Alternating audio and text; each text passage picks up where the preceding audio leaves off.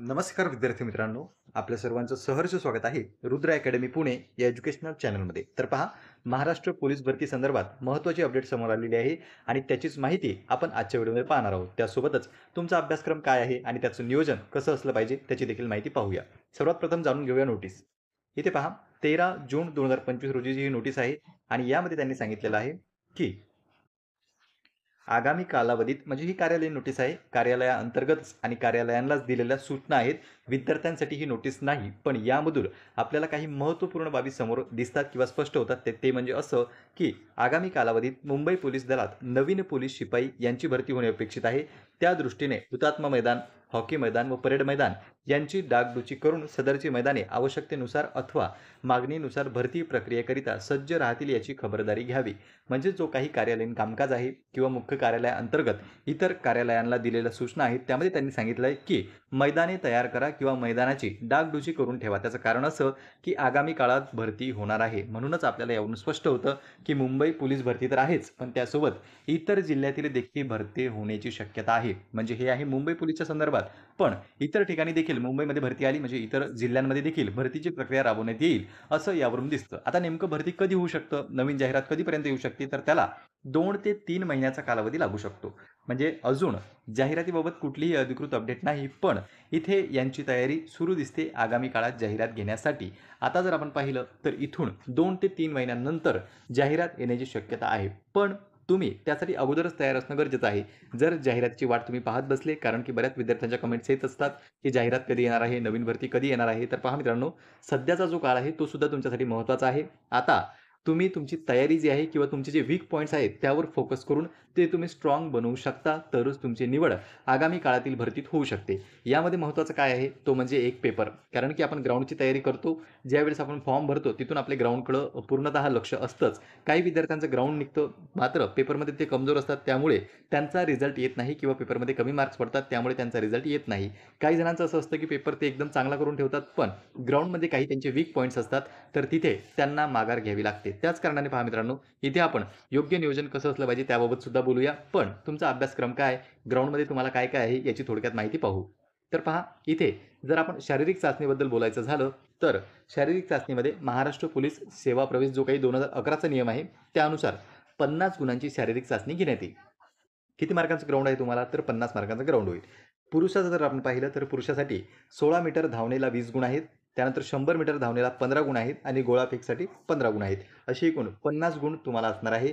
3 event इथे होतील. एक आहे 16 मीटर, दुसरा आहे 100 मीटर धावणे आणि तिसरा आहे गोळाफेक. महिलांचं जर आपण पाहिलं तर महिलांसाठी 800 मीटर धावणे 20 गुण, 100 मीटर धावणे 15 गुण आणि गोळाफेकसाठी 15 गुण, असं एकूण 50 गुणांचं ग्राउंड होणार आहे. तृतीयपंथी जे उमेदवार असतील तेही खाली या ठिकाणी त्याचा स्क्रीनशॉट घेऊ शकता. आता हे झालं मैदानाबाबत.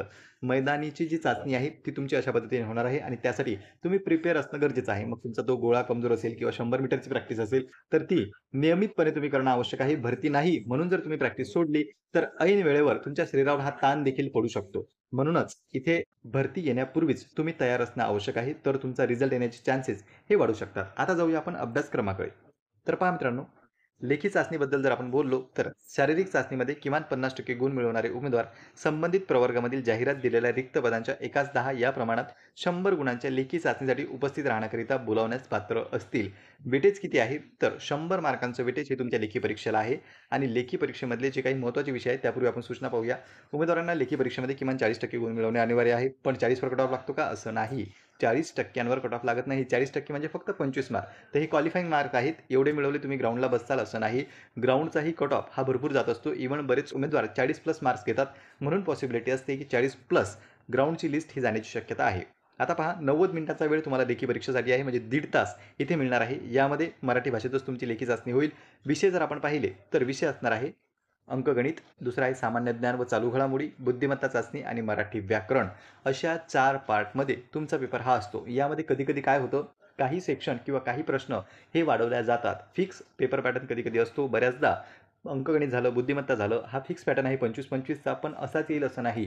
यामध्ये बऱ्याचदा आपल्याला बदल होताना सुद्धा दिसतो. कधी-कधी मॅथ्सचे प्रश्न वाढवले जातात, कधी-कधी जी-केच्या प्रश्नांची संख्या वाढवली जाते. म्हणून आपण त्यासाठी तयार असणं गरजेचं आहे. आता आपल्याला कोणते विषय पक्के करायचे आहे? एक म्हणजे मराठी व्याकरण. सध्या तुमच्याकडे वेळ आहे, तर तुम्ही मराठी व्याकरण हे चांगल्यात चांगल्या पद्धतीने करणं आवश्यक आहे. मागील ज्या काही पेपर झालेले आहेत किंवा भरत्या झालेल्या आहेत, त्यांच्या प्रश्नपत्रिका सोडवणं गरजेचं आहे आणि त्यामधील प्रत्येक मराठीचा प्रश्न हा तुम्ही अटेम्प्ट केलेला असावं, त्याचं ॲनालिसिस केलेलं असावं. तेव्हाच तुम्ही मराठीपैकी जास्तीत जास्त मार्क्स घेऊ शकता आणि मराठीमध्ये आउट ऑफ मार्क घेणारेही विद्यार्थी आपल्याला दिसतात.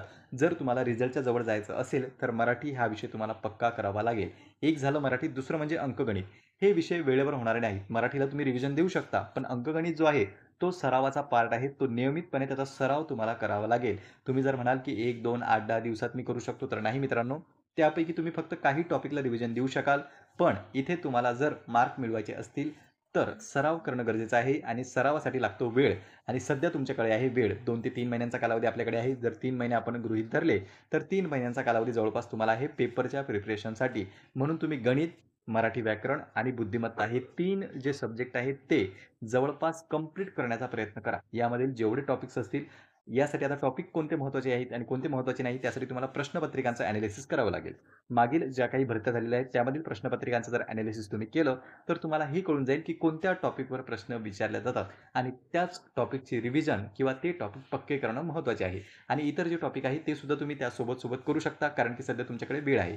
म्हणून तुम्ही अंकगणित, बुद्धिमत्ता चाचणी आणि मराठी व्याकरण हे 3 विषय पक्के करून ठेवणं गरजेचं आहे. आता राहिला प्रश्न जी-के आणि चालू घडामोडीचा. चालू घडामोडी तुम्ही सध्या बाजूला ठेवलं तरी चालणार आहे, कारण की नेमकं जाहिरात कधी येईल हे कोणीही सांगू शकत नाही. जाहिरात येणार आहे, त्यामागचं 6 महिने किंवा 1 वर्षाचं तुम्ही चालू घडामोडी करू शकता. म्हणजे आता हा जून महिना करण्यास तुम्हाला काहीही हरकत नाही. जून महिन्यापासून जरी तुम्ही केलं तरी चालणार आहे. पण जाहिरात जर 3 महिन्यानंतर आली, तर तुम्हाला 2025 हे कंप्लीट करावं लागेल. म्हणजे जानेवारीपासून चालू घडामोडी कराव्या लागतील. सध्या चालू घडामोडी जर तुम्ही राहू दिल्या, तर कोणत्या विषयाकडे तुम्हाला फोकस करायचा आहे? जी-केकडे. जी-केता सामान्यतः इतिहास आणि भूगोल या 2 विषयांकडे लक्ष द्यावं. पॉलिटीमधले काही प्रश्न येतात, पण ते नेमकं थोडक्यात विचारले जातात. मात्र भूगोलाच्या प्रश्नांची संख्या आणि इतिहासाच्या प्रश्नांची संख्या ही आपल्याला जास्त प्रमाणात दिसते.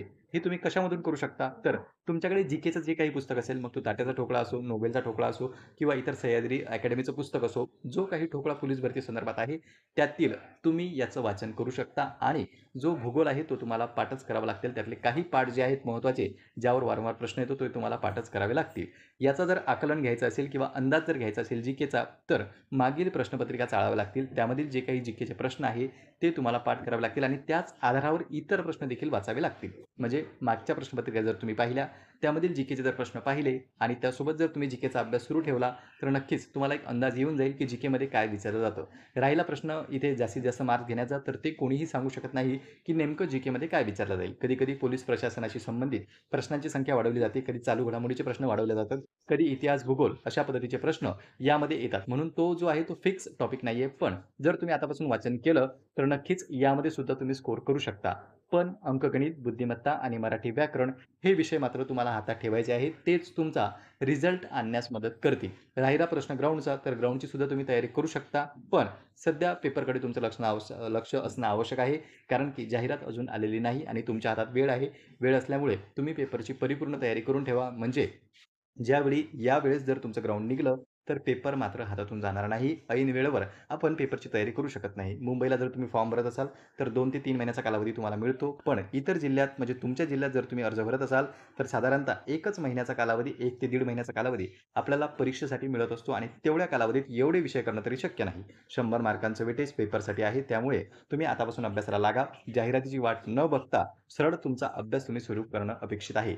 येत्या 2 ते 3 महिन्यामध्ये जाहिरात आपल्याला दिसू शकते. जाहिरात आल्यानंतर सर्वच तयारी करणार आहेत. पण आता जो वेळ आहे, तो मात्र तुमच्या हातात आहे. याच संधीचं तुम्ही सोनं करू शकता. तर पहा मित्रांनो, इथे आपण संपूर्ण माहिती जाणून घेतली. तुमचे आणखी काही प्रश्न असतील, डाउट्स असतील, तर तुम्ही बिनधास्तपणे कमेंट सेक्शनमध्ये कमेंट करू शकता.